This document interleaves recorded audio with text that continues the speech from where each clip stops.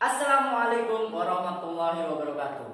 Hai teman-teman, bertemu lagi nih dengan saya Hanif Dwi Setio. Nah, pada video kali ini saya akan membahas tentang sistem endokrin yang merupakan bagian dari sistem koordinasi.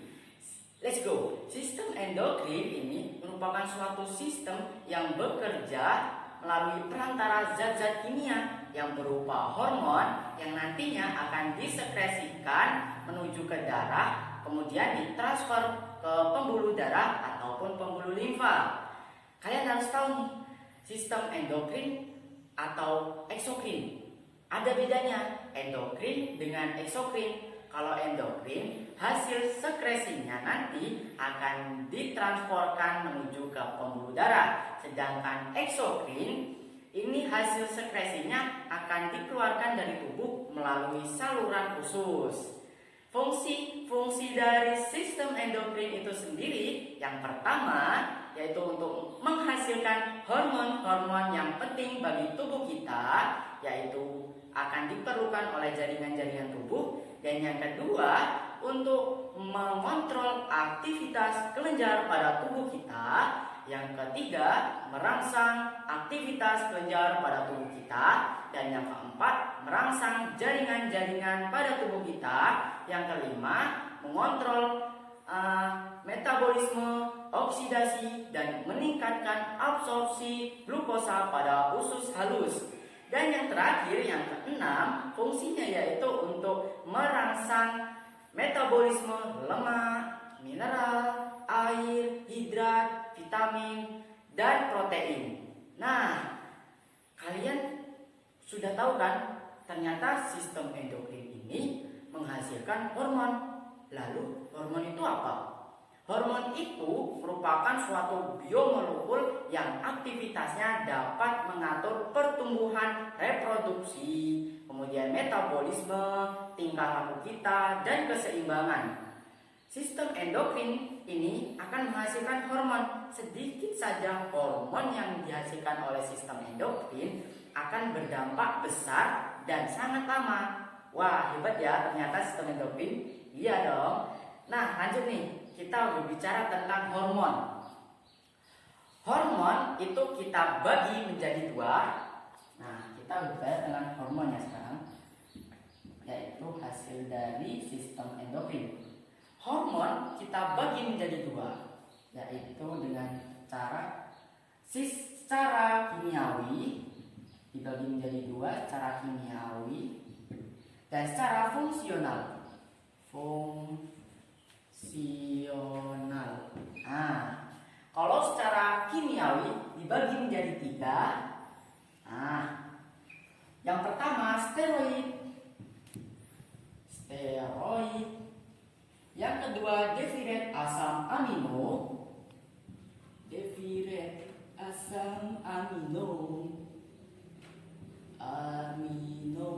Dan yang ketiga yaitu protein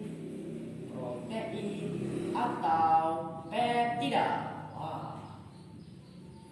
Nah, yang sekarang secara fungsional nih. Secara fungsional kita bagi menjadi dua. Nah, yaitu tropik dan non tropik.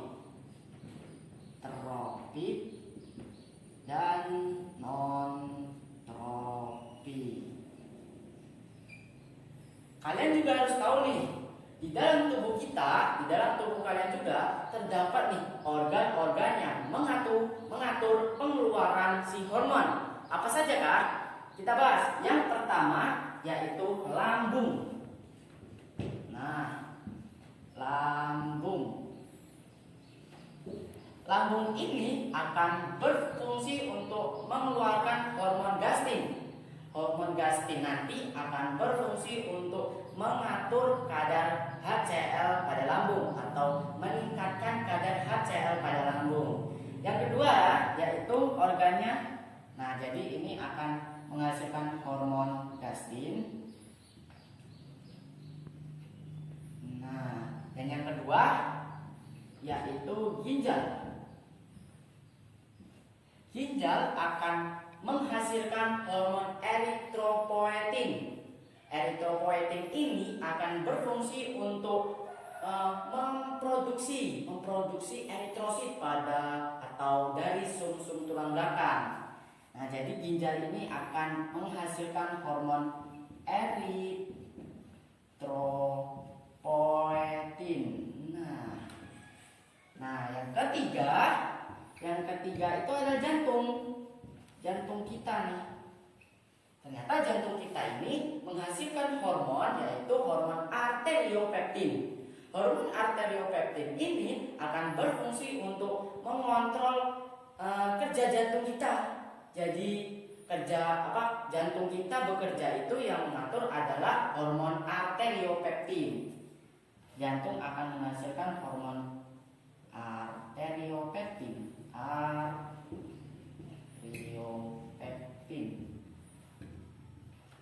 Nah, yang keempat, yang terakhir, yaitu organnya duodenum. Duodenum ini akan menghasilkan hormon sekretin. Nah, fungsinya hormon sekretin ini antara lain akan mengatur atau merangsang ion bikarbonat nih. Loh, ion bikarbonat itu untuk apa? Ion bikarbonat ini nantinya akan berfungsi untuk mempercepat atau melepaskan kadar asam pada lambung. Wah, jadi duodenum akan menghasilkan hormon sekretin.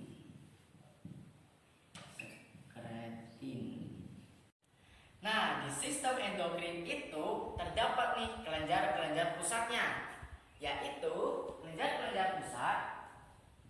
Nah, kelenjar pusatnya antara lain yang pertama hipotalamus. Wah, hipotalamus ini dia terletak di batang otak, Nah, sel-sel sarafnya ini mampu menghasilkan zat-zat kimia. Yang zat-zat kimia ini nanti akan mempengaruhi kelenjar pada endokrin. Hipotalamus akan menghasilkan hormon-hormon penting. Apa saja? Yang pertama, hormonnya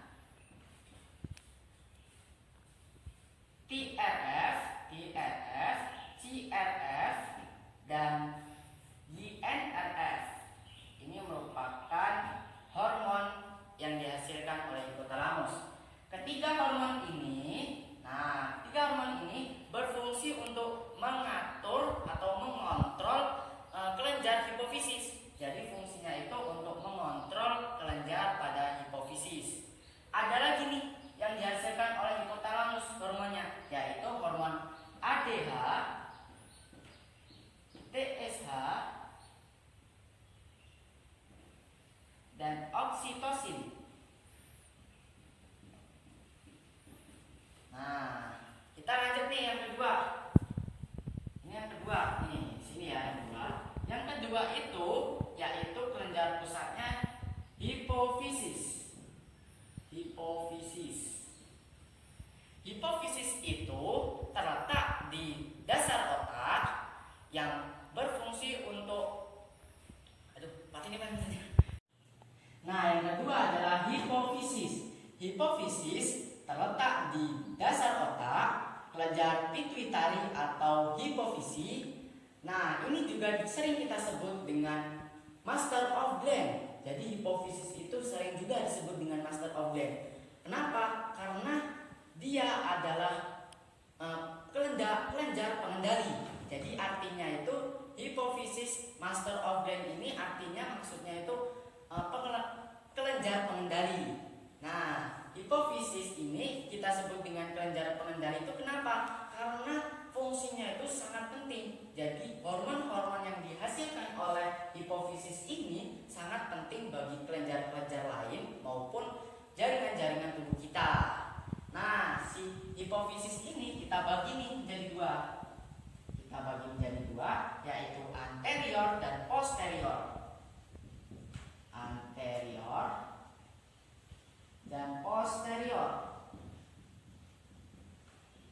Nah,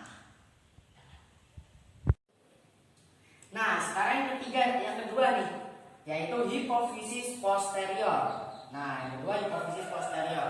Hipofisis posterior ini merupakan hipofisis yang akan menghasilkan hormon-hormon. Nah, sekarang hipofisis posterior nih, kita bahas yang kedua, hipofisis posterior. Hipofisis posterior merupakan kelenjar utama yang dipengaruhi oleh ginjal. Dia dipengaruhi oleh ginjal. Nah, jadi hipofisis posterior ini akan menerima sinyal melalui neuron magnes seluler dari otak. Dan hipofisis posterior berfungsi untuk menyimpan kelenjar dan melepaskan hormon. Nah, hormon-hormon apa sajakah yang dihasilkan oleh hipofisis posterior ini? Yaitu ada dua, yaitu hormon oksitosin dan hormon ADH. Di mana hormon oksitosin ini berfungsi untuk menstimulasi kontraksi otot polos dalam rahim wanita selama proses melahirkan. Dan yang kedua, hormon ADH ini berfungsi untuk menurunkan volume urin dan meningkatkan tekanan darah dengan cara apa? Menyempitkan pembuluh darah. Oke. Nah, sekarang kelenjar perifer. Tadi sudah belajar hipofisis, kelenjar hipotalamus, hipofisis, dan sekarang kelenjar perifer. Ini saya sudah menggambar nih bentuk-bentuk organ-organ ini yang organ-organ yang mengeluarkan hormon-hormon yang penting. Nah, ini yaitu adalah kelenjar hipofisis. Disinilah letaknya. Yang kedua, ini nih di bawahnya itu ada kelenjar tiroid. Di bawah tiroid terdapat paratiroid. Nah, yang di bawahnya lagi nih, ini merupakan gambar apa? Paru-paru ya guys, paru-paru. Nah, ini adalah kelenjar timus. Akan menghasilkan limfosit nih, limfosit. Nah, di bawahnya yaitu ada lambung nih. Ini lambung, di bawah lambung ada pankreas. Nah, ini pankreas. Kita bagi menjadi dua, yaitu alfa dan beta. Kalau alfa akan menghasilkan yaitu glukogen, sedangkan beta akan menghasilkan hormon insulin. Insulin. Nah, selanjutnya nih di bawahnya nih ada ginjal, gambar ginjal. Nih. Nah, yang letak dari adrenal itu adalah nih, ginjal kanan. Letak adrenal itu adalah ginjal kanan. Ini merupakan adrenal. Letak dari adrenal. Nah, di bawahnya itu ada nih. Nah, di bawah dari adrenal nih, di ginjal ini ada terdapat kelamin. Nah, di bawah dari adrenal di ginjal ini terdapat nih kelamin, alat kelamin. Alat kelamin ini kita bagi menjadi dua, testis dan ovarium. Testis ini akan menghasilkan hormon testosteron, sedangkan ovarium akan menghasilkan hormon estrogen. Oke, terima kasih. Itu saja yang saya sampaikan, yang bisa saya sampaikan. Sebenarnya materi sistem endokrin itu sangat banyak. Nah, tapi saya hanya bisa menyampaikan sedikit ini saja. Terima kasih telah menonton video saya. Jangan lupa bahagia selalu.